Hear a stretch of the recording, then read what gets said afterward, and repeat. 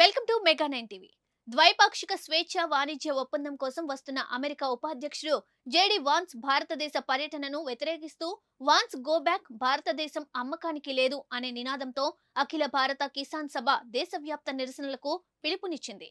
దీంతో ఆంధ్రప్రదేశ్ రైతు సంఘం ఆధ్వర్యంలో ద్వారకా తిరుమల మండలం ఎం నాగులపల్లిలో పాలకేంద్రం వద్ద రైతులు నిరసన కార్యక్రమం నిర్వహించారు. అమెరికా ఉపాధ్యక్షుడు జేడీ వాన్స్ దిష్టిబొమ్మను దగ్ధం చేశారు. అమెరికా పాలు వద్దు, అమెరికాతో వాణిజ్య ఒప్పందాలతో వ్యవసాయ రంగాన్ని నాశనం చేయవద్దు అంటూ నినాదాలు చేశారు.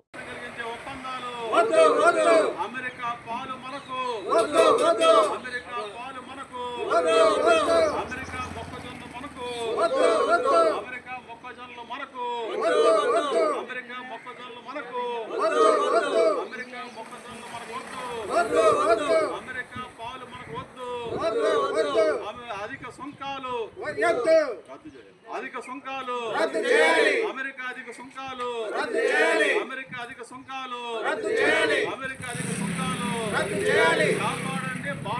ఆంధ్రప్రదేశ్ రైతు సంఘం రాష్ట్ర సహాయ కార్యదర్శి ఈరోజు అమెరికా ఉపాధ్యక్షుడు జేడీ వాన్స్ భారతదేశ పర్యటనకు వస్తా ఉన్నారు.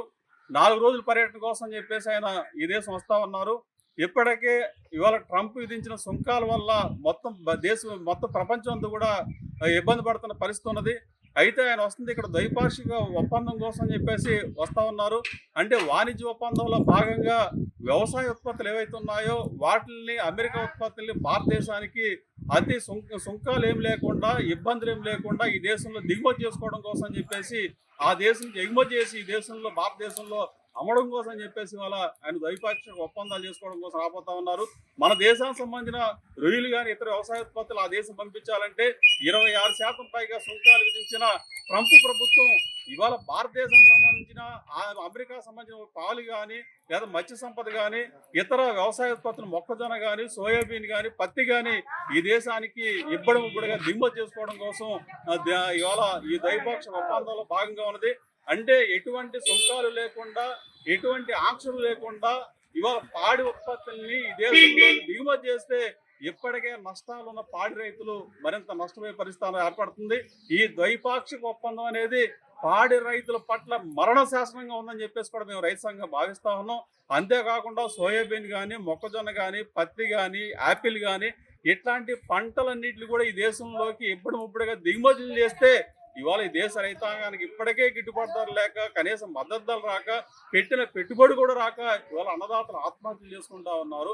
మరి ఇట్లాంటి పరిస్థితుల్లో ఈ ద్వైపాక్షిక ఒప్పందాన్ని మన భారతదేశ ప్రభుత్వం, మోడీ ప్రభుత్వం ఎట్లా చేసుకుంటుందని చెప్పేసి మనం ప్రశ్నించాల్సిన అవసరం ఉందని చెప్పేసి మేము భావిస్తా ఉన్నాం. ఎందుకంటే అమెరికా సంఘాల మీద ఇవాళ మోడీ గారు ఏమీ మాట్లాడలేదు. పైగా అమెరికా సంబంధించిన వ్యవసాయ ఉత్పత్తులు ఈ దేశంలో దిగుమతి చేసుకోవడానికి ఇవాళ ద్వైపాక్షిక ఒప్పందం చేసుకున్నారంటే ఈ దేశ రైతాంగాన్ని, ఈ దేశ వ్యవసాయాన్ని నాశనం చేయడం తప్ప కూడా కాదని చెప్పేసి మేము భావిస్తా ఉన్నాం. కాబట్టి అందుకే ఇవాళ అమెరికా ఉపాధ్యక్షుడు జేడీ వాన్స్ భారతదేశ పర్యటన వ్యతిరేకిస్తూ అఖిల భారత కిసాన్ సభ ఇచ్చిన పిలుపులో భాగంగా ఈ నిరసన కార్యక్రమాలు నిర్వహిస్తా ఉన్నాం.